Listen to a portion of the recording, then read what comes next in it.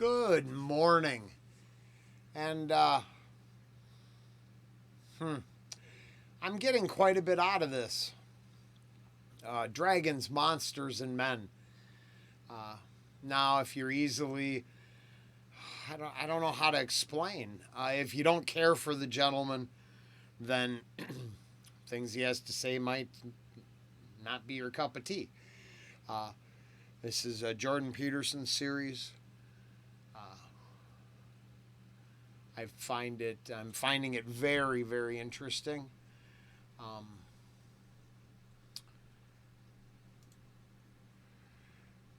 Basically, it starts out with asking a series of questions, and I highly recommend if you're interested in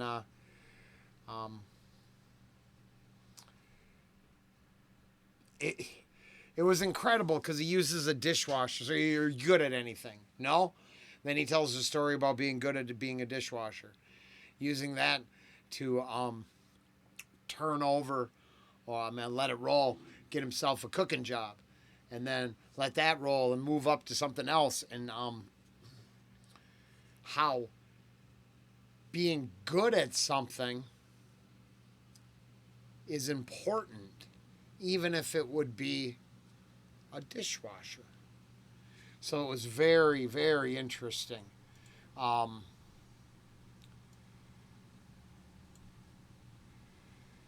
Okay, can you regulate your temptations? Yeah, it's a good one. Outside of the lounge activity, it's funny. Here, I've admitted lounge activity the whole time. Some people get confused because my one hitter is made out of glass, so then they misconfuse that. But just green therapy. I drank, I think, 3 times total in the last 8 months. And the unfortunate truth was it was the 2 times I did like John Farnham. And, hey, subscribe, like, hit that crap. Ooh, have a drink.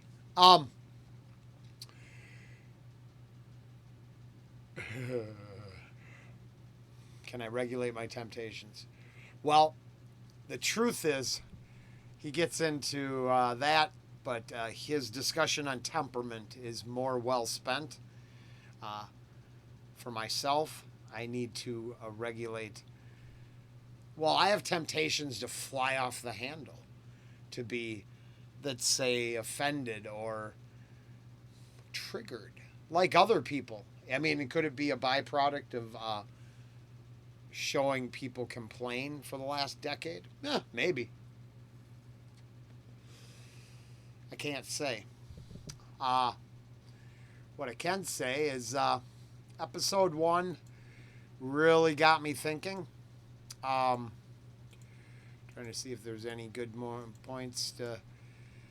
The whole point is I'm not trying to exploit it.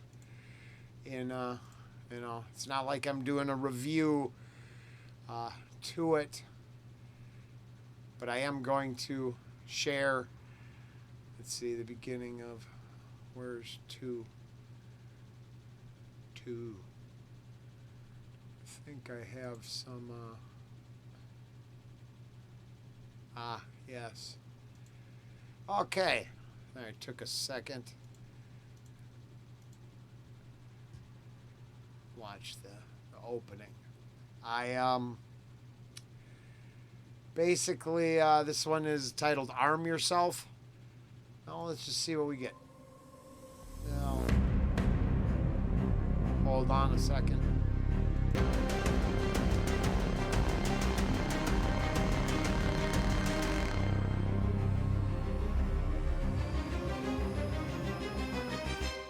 Are men becoming more passive? Yes, it appears that in some sense they are. They're becoming more passive in that they're bailing out of society. The boys don't do as well in school pretty much from day one. They're less likely to enroll in university. They're more likely to drop out. They're less likely to graduate. They're withdrawing. And there is evidence that I think is quite compelling. Perhaps this is most advanced in Japan and South Korea, which have very low birth rates, that young men are even bailing out of the sexual game, even if it's solitary. There's some. Let's be honest. They thought all the incels were going to come out for the Joker movie, and at that point, I didn't really know what it meant. And then I explained it to me: involuntarily celibate, but not because they can't, because they just don't want to. And I don't understand, because I had a drive to chase after my honey bunches. Ooh, yeah. So I don't understand, but I definitely have seen. The weird part about this whole series is a lot of it hits really close to home. And I guess, honestly, my takeaway with episode 1, because of a lot of it applies to young men, older men, women, anyone could use it. But my takeaway was he was talking about telling the truth and how easy it is to lie or deceive. And then I was having a discussion with my honey, and I was trying to explain lies of omission. Our lies of omission is leaving out an important part of the story, a lie. So if you go by the textbook version of that, yes, you believe, whatever you'd like. It's on you. It's been a long time. That's still relevant to everything. I don't give advice. I'm not qualified to give any. Just make sure we are on the same footing. Well, my takeaway is telling the truth. Try telling the truth, and it basically on how to live an adventurous life. And he put a couple things into perspective, and some of the answers, let's say some of the overconfidence that comes out in catchphrases and mannerisms and that are really covering up a desire to go the extra mile, to tell the truth, at least your personal truth. I'm not talking about a collective's version of the truth where you being as honest as you can be, which was really cool because he explained. Think about it this way. If you're learning all the time, then stupid questions or the wrong questions should only have to be asked once. And they're really not dumb or stupid or out of place, because if you truly didn't know, then you want to adjust your learning curve, right? You should only have to, these scenarios should only come up a few times, and then you learn from them. Then the growth takes place. And it was just very interesting. And I try to be as brutally honest, even to my own,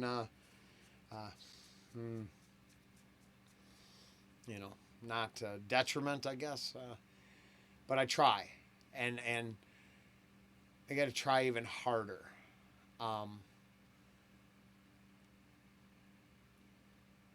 And that's it's going to be interesting, because the whole point of is what my takeaway was. There's stumbling blocks, there's hurdles, insurmountable odds they seem to be in front of some of us. That's the dragons part of this whole series. What is that personal dragon that you need to slay, that you need to, and this is Mr. Peterson, not me. I'm paraphrasing.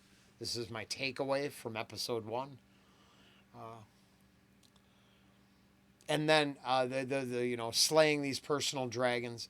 Why dragons? Because of the long-standing archetypal meaning behind it all. And that was super cool. Same reason I might it's very interesting. It's the slaying the dragon and winning the prize idea, and what it speaks to psychologically to us is just so cool, so cool. Now this one, I don't really know what it's going to be about. I'm gonna fill in probably tomorrow morning or in a couple days. I'm gonna watch it for sure, or I might, I might check some out and come back in a bit. Here, hold on. All right. Yeah, it didn't take long.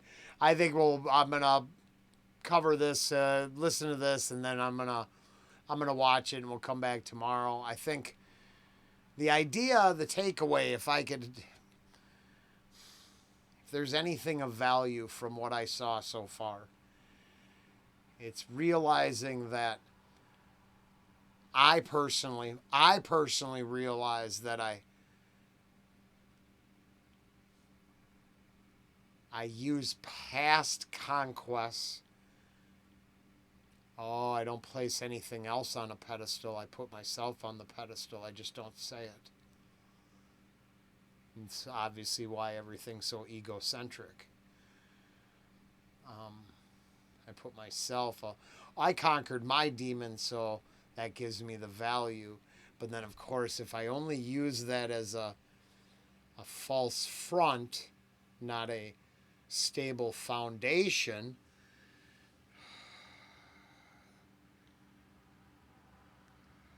then all the conquests really turn into almost like defense mechanisms to reinforce the facade, not rely on the foundation to build and grow. So the ultimate adventure would be completely telling the truth and seeing what the results are. And if that sounds interesting, you might want to come along for the ride. You click all that stuff, and you could even get notifications if you want. I'm just saying. That's honest. That's truthful. I need that to happen too. Here, let's go out a little bit. I want here. Insistence that all manifestations of masculine will are part of the force that is not only a continuation of the historical pattern of power and oppression, which is, of course, what our society is entirely based on, but yeah, that was the reason, one of the reasons, and then the upcoming statement. I understand everyone's quest for the time machine to go back and free everyone or stop everything they feel guilty about. But we would have to go back to the very first two groups who come out of their caves and fought over a puddle. It goes back so far that the insult is the picking and choosing. The arrogance of saying, well, my oppression is more than your oppression. Well, isn't the whole history of the planet conquest and oppression?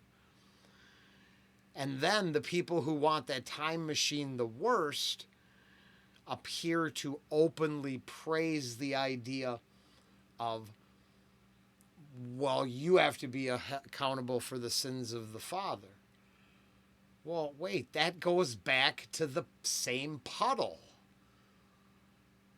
Then instead of us picking and choosing, we're going to have to go back to puddle fight number 1. Because that clean water source was somehow more important than the one over there, and no one wanted to walk a mile, so they fought over this one. And I know I'm not completely stupid. I mean, all opinions might be for entertainment purposes, but I'm pretty sure the puddle fight, the antelope plains or buffalo range, or any sort of manageable food and resource spot, well, since we were Well, since the Stone Age. I'm just so tired. I'm so tired, and I agree so much. If we're going to play those games, cool, let's play them. But then let's go all the way back to the Stone Age, because there's not a single version of modern society that isn't built on oppression. You can't fix it. You don't get to go backwards. Tomorrow's over. We could learn from it, but we can't go back. And the people who revel in the time machine and the revenge theories are not helping us at all. And losing our men is not helping us at all. You're going to want men to stand up against the social credit score. You don't really want that. You think you do. But you'd have to look at what flies as acceptable social behavior in 3/4 of the planet, and then ask yourself, do you really want a global social credit score? Maybe not. Maybe you envision it being a lot more free-willed and open-minded, because I'm pretty sure it's the opposite, and we have no clue what it all looks like, except it's meant to literally control and oppress us all. Yeah, no, I'd say that seems fair. The purest manifestation of the destructive human force that's demolishing our beloved Earth. And oh yeah, no, only men wreck Earth. Yep, that's us. Toxic masculinity is what he's trying to get at. you know, if you tell boys that from the time they're young, especially if they're actually ethical people, then, well, why wouldn't they be demoralized? There you go. I agree with that very much so. Now I think that it grows, and I'm not even playing a hard line. I would sons, daughters, gender fluid children. If they're ethical, moral beings and you tell them that they're somehow the root of all the planet's evil, all the problems, they're going to start believing it. But then just today in the media, the elites keep buying up oceanfront. I would think they wouldn't want that oceanfront property 12 million down the crapper because it's going to be underwater, right? Oh no. Oh no. It's to just they're look the other way while they buy up the resources and we fight amongst each other. If that's the case, we're going to probably want men for that too. That's the problem, is I worry. So I'm going to check this out because I think there's a solid toolkit in here. And, well, I really like to listen to what he's got to say. And I'll be back with episode 2 probably tomorrow. I think I've got a couple series I'm doing right now. I've got my work cut out for me, what I consider, well, all right, maybe we don't have to agree, but I think there's enough food for thought and items to talk about that we could have a logical discussion.